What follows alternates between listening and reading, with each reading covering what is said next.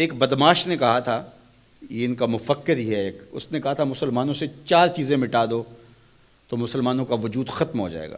4 چیزیں جب تک ان کے اندر ہیں یہ کبھی مٹ نہیں سکتے۔ وہ 4 چیزیں کون سی ہیں؟ اس نے کہا ایک قرآن، دوسرا حج، تیسرا جہاد، اور چوتھا حضور علیہ السلام سے عشق۔ یہ 4 چیزیں اگر مسلمانوں سے ختم کر دی جائیں تو ان کا وجود توڑ کے رکھ دیا جائے گا۔ یہ بکھر بھی جاتے ہیں، یہ 4 چیزیں ان کو پھر کھڑا کر دیتی۔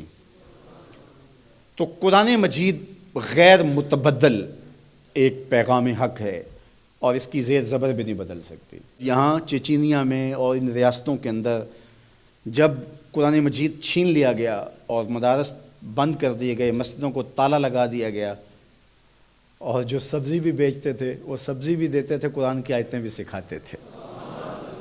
گھر کے اندر ماں جو ہے وہ کپڑے بھی سیتی تھی اور ساتھ بچے کو بیٹھ کے قرآن مجید حفظ بھی کرواتی تھی۔ تو قرآن مجید ختم نہیں ہونے والا، اور اللہ نے آج بھی، یہ امت کے عروج کا زمانہ نہیں ہے، یہ امت کے زوال کا دور ہے۔ ہر گلی میں، ہر بستی میں، ہر محلے میں حافظ قرآن ہے۔ یہ امت کے زوال کے زمانے کی کہانی ہے، اور جب امت عروج پہ ہوگی پھر کیا عالم ہوتا ہوگا۔ قرآن اس امت کی زندگی ہے، اس امت کی حیات ہے۔ لادینی قوتیں یہ سمجھتی ہیں کہ قرآن کو ان سے چھین لیا جائے۔ میں کہتا ہوں تم میں جرأت ہے تو قرآن کے چیلنج کو قبول کرو۔ قرآن نے کہا ان کنتم فی ریب مما نزلنا علی عبدنا فاتوا بسورۃ من مثلہ۔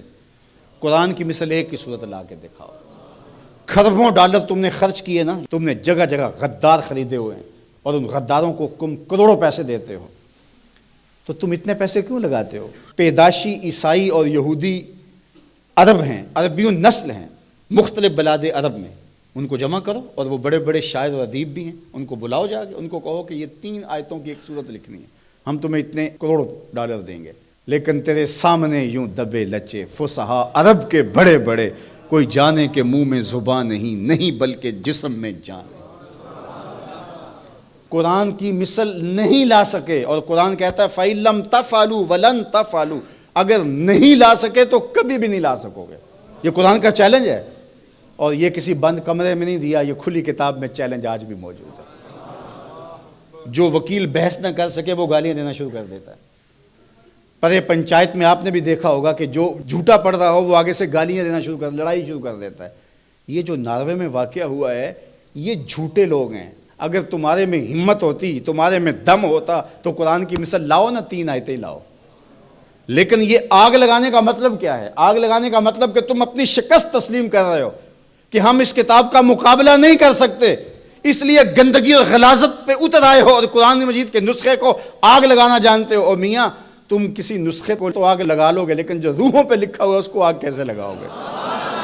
اور علماء نے کہا ہے کہ جب قرآن مجید کو کوئی آگ لگائے یا اس کو پھینک دے تو وہ لفظ پھینکتا ہے، نور اڑ جاتا ہے اس کا۔